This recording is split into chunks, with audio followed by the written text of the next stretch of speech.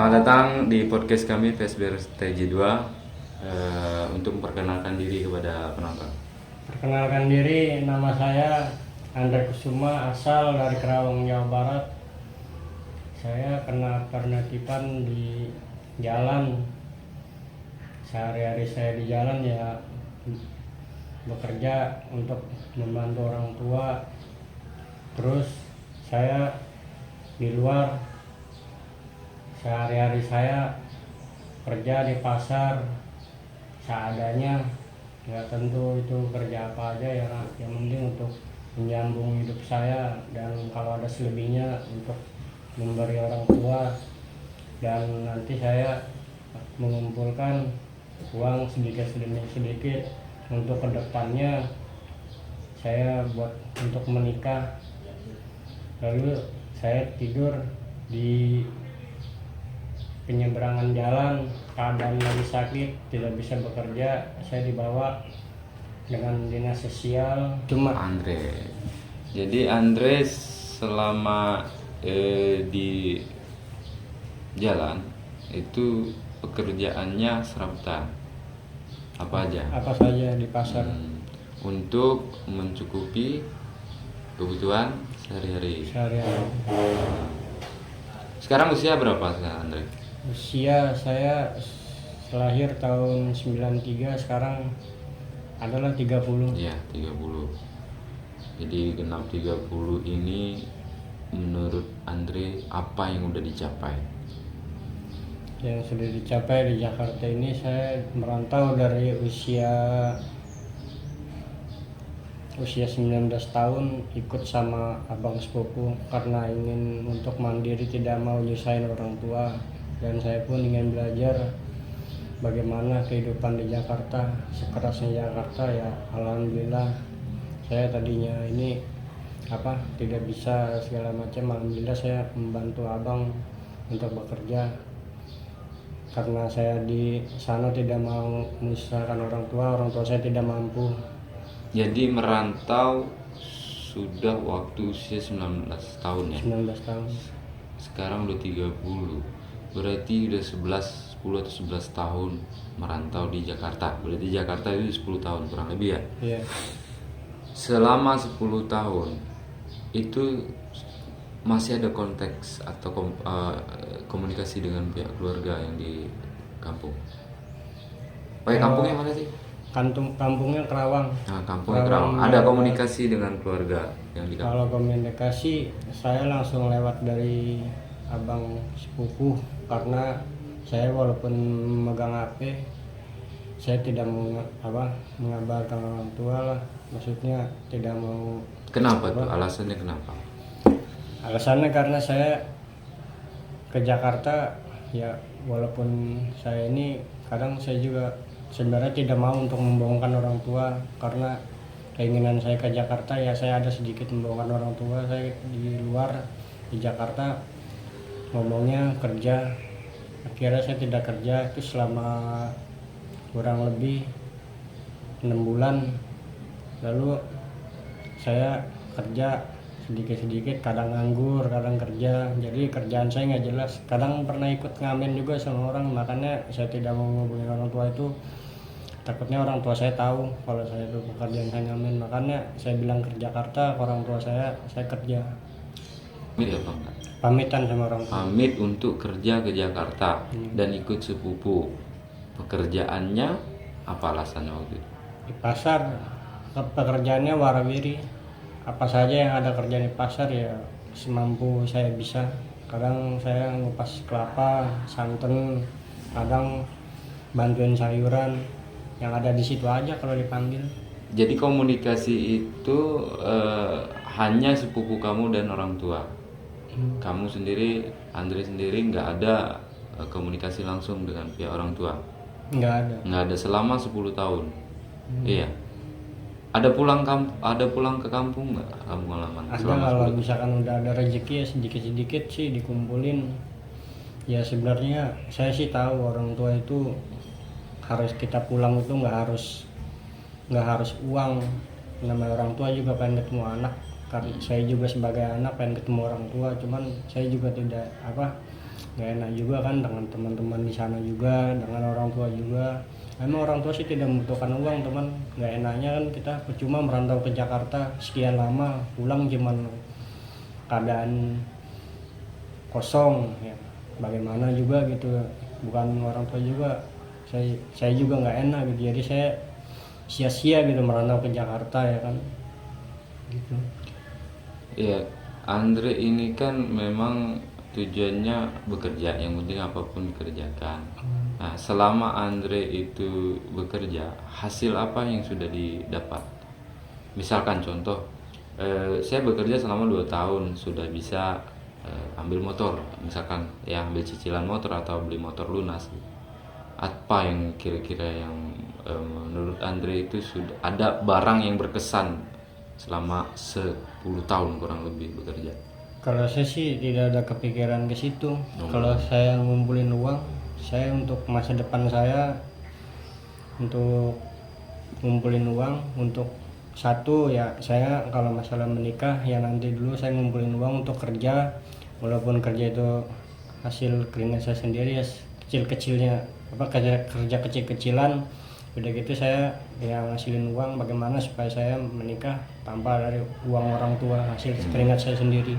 Waktu sekolah di mana? Di kampung apa di Jakarta? Sekolah di kampung, Oh, karena usia 19 sudah di Jakarta ya.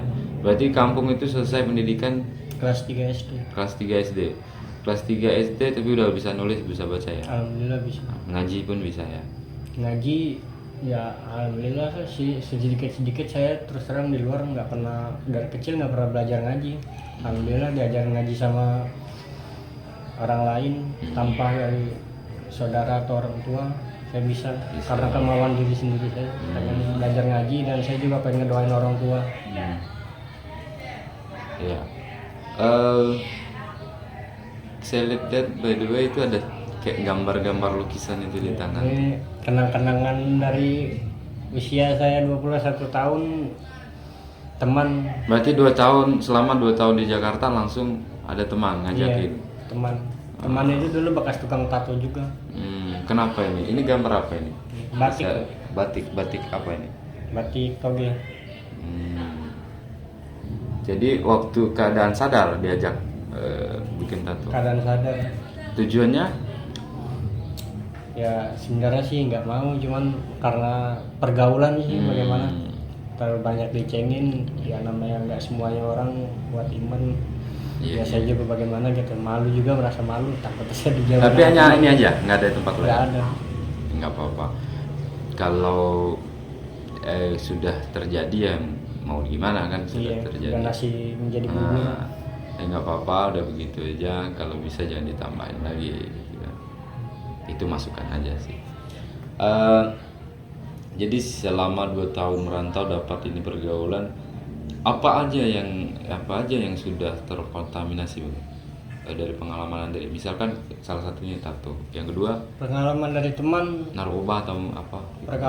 pengalaman dari teman ya, saya dari yang namanya teman mabok-mabokan, dari obat-obatan.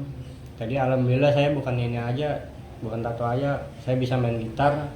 Jadi untuk cadangan saya pengen buat main gitar itu bukan untuk ngamen. Jadi kalau seandainya saya tidak ada yang manggil untuk kerja, untuk bantuin, ya saya iseng-iseng daripada saya bete, jenuh, saya ngamen ke pasar, minjem gitar ke teman. Jadi bisa gitarnya pun karena berteman dengan orang lain di jalan ya. Dulu juga bergabungnya sama narkoba. Saya sempat juga cuma nyicipin, cuma nggak kecanduan. Apa itu yang dicicip? Seperti obat Bentuk jenis apa itu? obat Eksimer, Tramadol, Rekona, udah itu aja, kayak Tramadol gitulah. Terus minum-minuman ya, emang kalau minum-minuman sih saya dari usia 17 udah tahu yang namanya minuman. Usia mau 18 saya udah mencoba minum, cuman nggak, dulu kecanduan. Sekarang alhamdulillah saya Minuman jenis apa? Amer apa? anggur merah. Anggur merah pertama nyoba, terus intisari. Saya alhamdulillah sampai sekarang udah 6 tahun ini saya nggak minum, udah nggak pernah minum. Ngobat pun ya enggak lah, paling buat, kalau minum juga paling buat ngilangin ini aja, ngilangin kalau lagi hujan gitu ngangetin Jadi perut apa aja. hidayah menurut kamu, apa hidayah yang buat kamu itu bisa berhenti? Pergaulan. Pergaulan juga. Makanya saya alhamdulillah dari semenjak saya hilang gitu, saya juga berpikir nggak mungkin ya selamanya bergaul sama teman-teman saya terus. Hmm. Jadi pemikiran saya kok di sini begini-gini aja gitu, nggak ada kemajuannya. Akhirnya saya gabung lah sama yang dewasa, sama yang bekerja. Seenggaknya kecilnya sama pemulung ya juga itu bagus. Daripada gabung sama teman-teman saya, satu saya juga takut ya kan, kalau dia berbuat saya ikut kena. Kedua, saya juga kalau bergaul sama dia terus otak saya buntu, mentok sampai sini aja, nggak ada mungkin ke depannya buat saya. Nah, kita berpindah ke pertanyaan lain. Kalau usia sekarang kan 30. Kalau di usia 30 belum mendapatkan pekerjaan atau mempunyai hasil yang tetap gitu. Jadi mau usia berapa nanti kamu mau bekerja tetap atau mempunyai skill, kemampuan usaha, jadi bikin usaha gitu? Makanya saya kesini ya, tadinya juga saya nggak mau, kok saya salah apa ya dibawa ke sini. Terus saya berpikir alhamdulillah saya di sini ternyata dibina untuk mendapatkan keterampilan nanti untuk saya keluar. Saya di sini sudah, walaupun saya tidak dapat sertifikat, sedikit-sedikit saya bisa dapat sini. Saya penampilan AC di luar, entah ada AC tetangga siapa ya kan, yang di kampung saya ada yang rusak atau ada yang ini mau dicuci, alhamdulillah saya bisa steam. Service, ya. Alhamdulillah sedikit-sedikit kalau misalnya ada hasil sih pengen buka AC sendiri. Dikumpulin hasilnya untuk cari modal, bikin beli alat ya. Kalau tidak mampu ya ke modal kecil-kecilan aja. Tuh. Berapa lama mengikuti keterampilan yang kamu bilang tadi? Saya di sini sudah mengikuti penampilan 5 bulan, kurang dari 5 bulan. Kurang dari 5 bulan. Kurang lebih lah dari 5 bulan. Itu mengikuti program atau mengikuti keterampilan? Ikuti penampilan. Nah, keterampilan. Jadi menurut kamu ilmu yang kamu dapat sementara ini kira-kira cukup tidak untuk disalurkan tempat pemagang misalkan contoh? Kalau menurut saya sih ya pengennya sih ya cukup. Kalau menurut saya sih cukup sih, karena Pak Yusef instruktur saya kan Pak Yusef. Karena Pak Yusef juga ngomong di sini tuh nggak harus sampai AC, itu nggak harus panjang. Di sini sudah bisa bongkar, pasang sama steam AC itu untuk sementara. Kalau mau di sini bisa di PBK-in, bisa dikerja, masukin kerja. Jadi cukup dengan tadi ya, bongkar, pasang dengan mencuci. Iya. Itu cukup Alhamdulillah ilmu dasarnya itu. Alhamdulillah saya cuci sih udah bisa. Kemarin baru bongkar, udah dapat. Baru awal-awal bulan-bulan tahun ini. Harapan kamu, mengenai harapan kamu tentang kedepannya, apa yang Andre harapkan? Nasib lah itu. Ya kalau perubahan saya sih tergantung dari diri sendiri. Walaupun orang tua pun nasehatin, tidak bisa kalau bukan diri kita yang untuk melaksanakannya. Untuk perubahan ya saya sih kerja sampingan saya alhamdulillah di sini sudah mendapatkan penampilan AC. Kalau ada saya bisa bongkar, pasang AC atau bisa steam. Dan saya ingin menikah, ingin mempunyai anak juga. Jadi sebetulnya niat ya, berarti niat. Nah, pertanyaan terakhir. Selama tadi kan sebut 5 bulan ya kurang lebih. Selama 5 bulan, apa yang banyak hal pasti, apa yang kamu dapat dan kamu rasakan manfaatnya daripada di panti PSBR TJ2 ini? Manfaat saya ini di sini alhamdulillah, saya di luar tadinya yang nggak sholat, saya alhamdulillah di sini sholat. Terus saya nerusin belajar ngaji. Terus saya bisa mendapatkan praktek AC, tahu cara bicara tata krama, bisa disiplin, bisa tadinya bangun siang, kalau tidur malam, tadinya malam itu bergadang. Alhamdulillah saya di sini tidur ya jam 10 paling ininya jam 11, biasa di luar saya tidur jam 4. Jadi bersyukur banget gitu ya atas Iya, perubahan yang alhamdulillah saya di sini. yang dialami oleh Andre. Kira-kira dengan perubahan sikap yang kayak gini bisa bertahan nggak lama, dalam waktu yang lama sampai menua gitu? Kira-kira menurut Andre sendiri, melakukan perubahan ini karena niat atau karena aturan?